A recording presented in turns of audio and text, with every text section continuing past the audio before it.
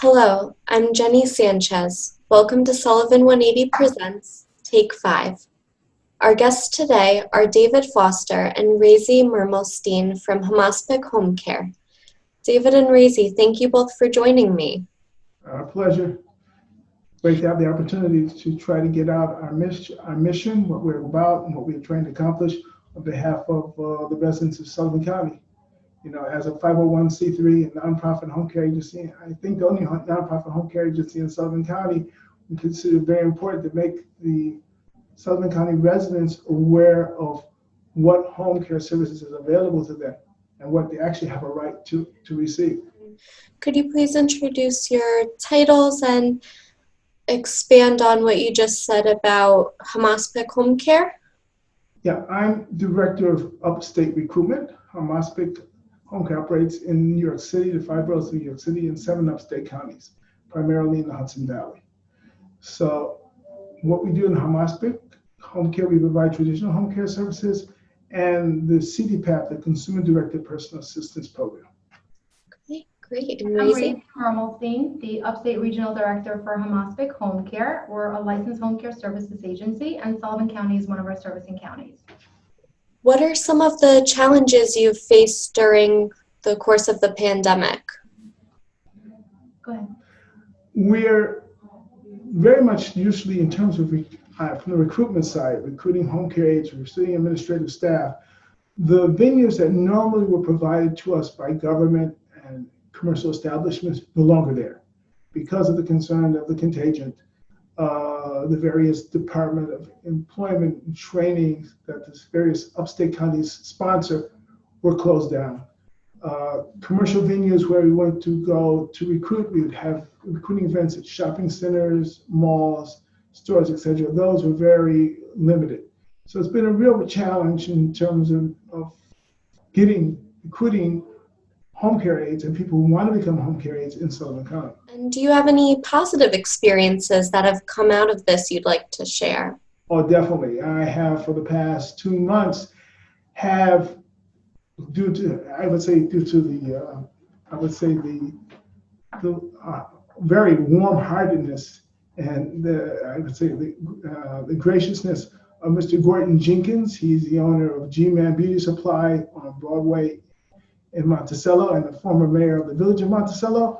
He's allowed me to put out a table in front of his store for 1 day a week for the past 2 months. So I have gotten to know very much the people of was in the village of Monticello through the summer tourist season, from a little bit before the tourist season, and now afterwards going into the fall.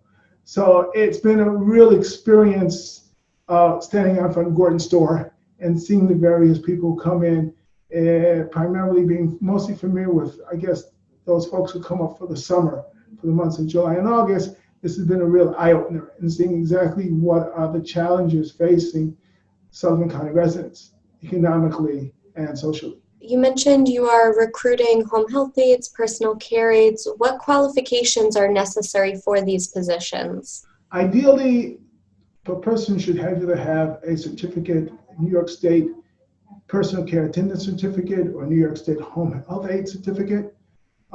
That's usually a result of training. And if that person doesn't have that, if they've provided 3 months of home care services over the past 3 years, we can get them qualified. If they have 2 verifiable references to that work, we can get them qualified so they can receive a New York State PCA personal care attendant certificate.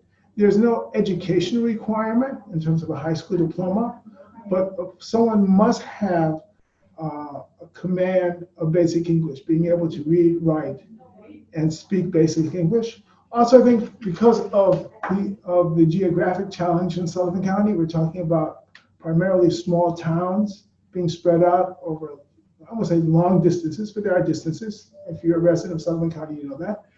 There is a need for one to have a car or personal transportation, and also do have a phone.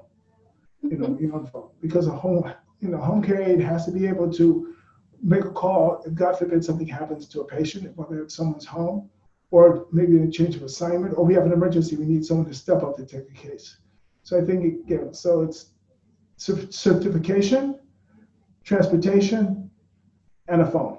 How can people reach out for more information or to apply for positions? They can either call me at 855-426-2774, extension 844, and leave a message. Or they can reach me by email.